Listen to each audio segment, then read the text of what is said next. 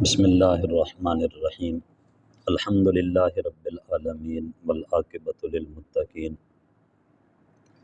والصلاۃ والسلام علی اشرف الانبیاء والمرسلین وعلی آلہ واصحابہ اجمعین اما بعد فاعوذ باللہ من الشیطان الرجیم بسم اللہ الرحمن الرحیم واذکر فی الکتاب ابراہیم صدق اللہ مولانا العظیم۔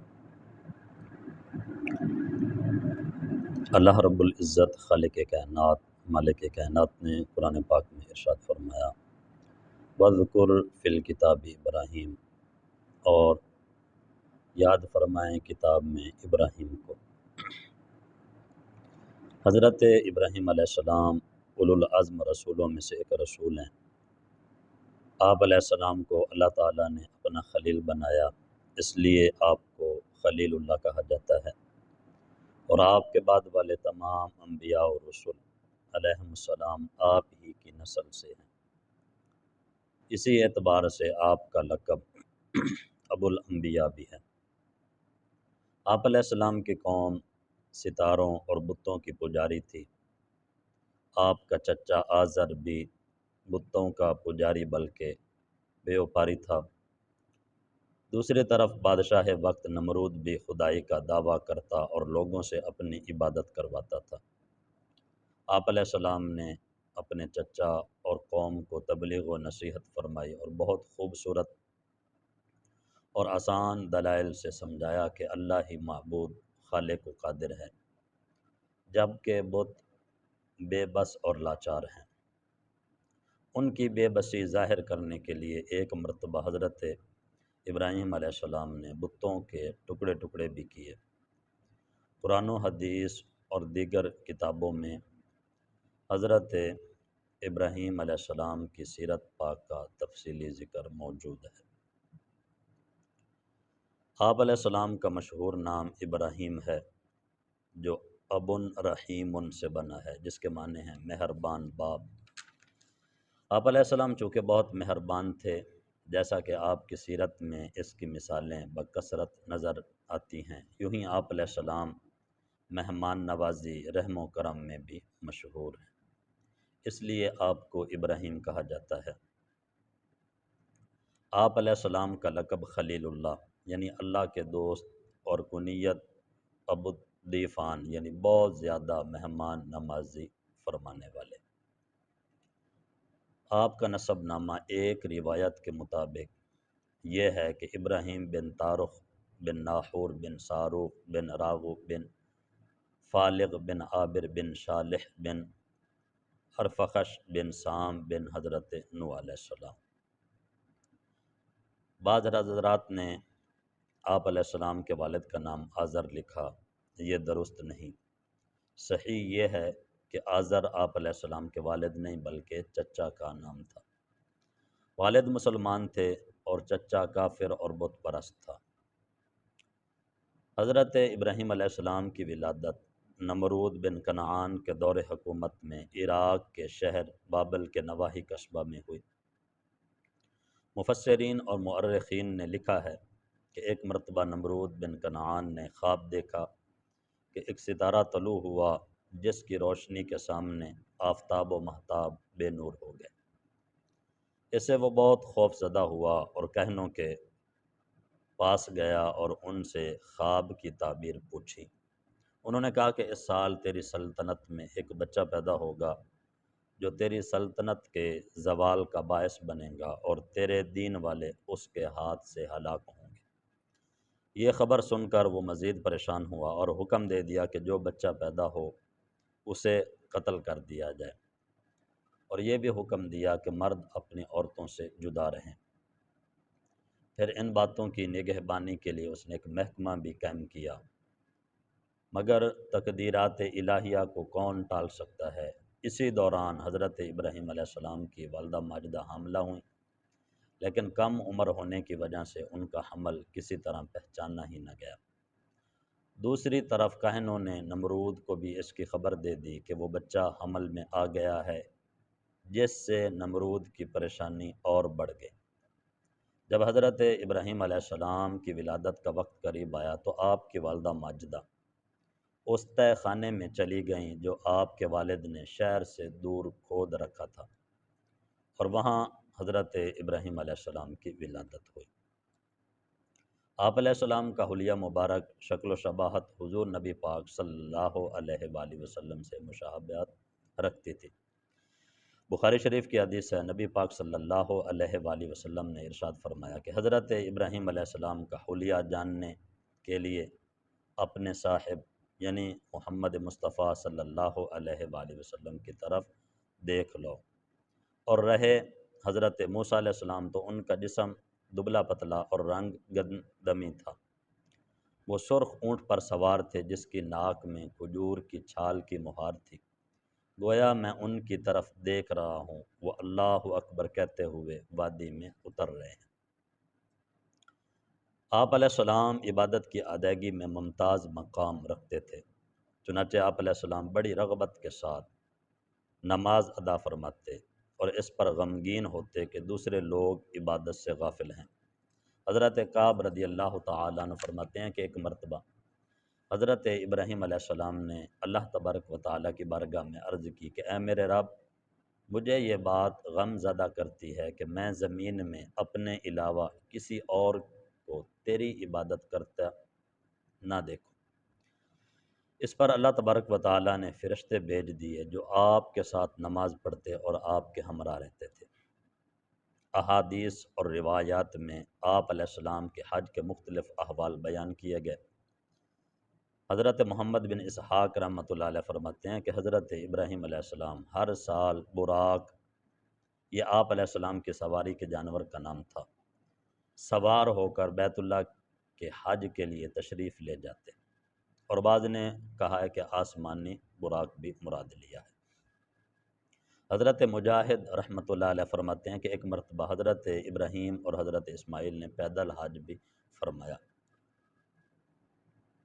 حضرت یزید بن شیبان رضی اللہ عنہ فرماتے ہیں ہم عرفات میں اپنے مقام پر تھے اور وہ جگہ امام کی جگہ سے بہت دور تھی، تو ابن مربع انصاری رضی اللہ عنہ ہمارے پاس آئے اور کہا میں تمہاری طرف رسول اللہ صلی اللہ علیہ وآلہ وسلم کا قاصد ہوں، وہ تم سے فرماتے ہیں کہ تم لوگ اپنی اپنی جگہ ٹھہرے رہو، تم اپنے والد حضرت ابراہیم علیہ السلام کی وراثت پر ہو، یعنی تم سنت ابراہیمی سمجھ کر یہاں قیام کرو اور میرے پاس آنے کی کوشش نہ کرو۔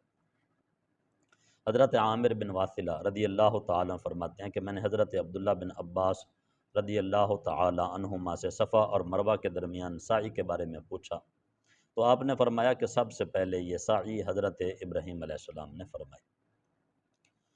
قربانی کرنا بھی جناب حضرت ابراہیم علیہ السلام کی سنت ہے، جیسا کہ حضرت زید بن ارقم رضی اللہ تعالیٰ عنہ فرماتے ہیں کہ صحابہ کرام رضی اللہ تعالیٰ عنہم نے عرض کی کہ یا رسول اللہ صلی اللہ علیہ وسلم، یہ قربانیاں کیا ہیں؟ تو ارشاد فرمایا کہ تمہارے والد حضرت ابراہیم علیہ السلام کی سنت ہے۔ آپ علیہ السلام کا حسن خلق بھی مثالی تھا اور انہیں اللہ تعالیٰ کی طرف سے اس پر استقامت کا حکم بھی دیا گیا تھا۔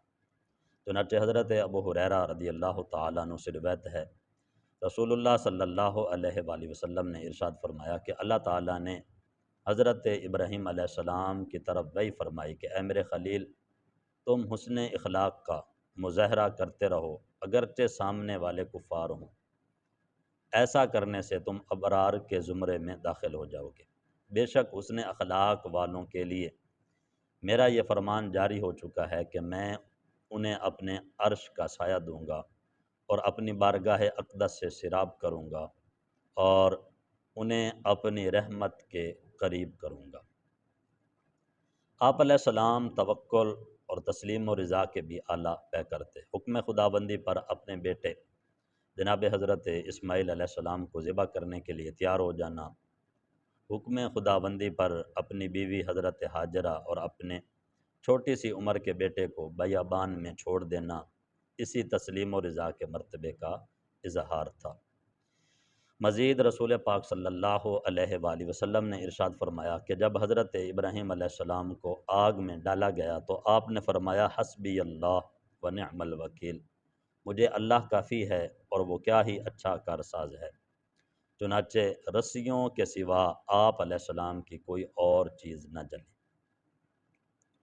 حضرت ابراہیم علیہ السلام انتہائی سخی اور بڑے مہمان نواز بھی تھے۔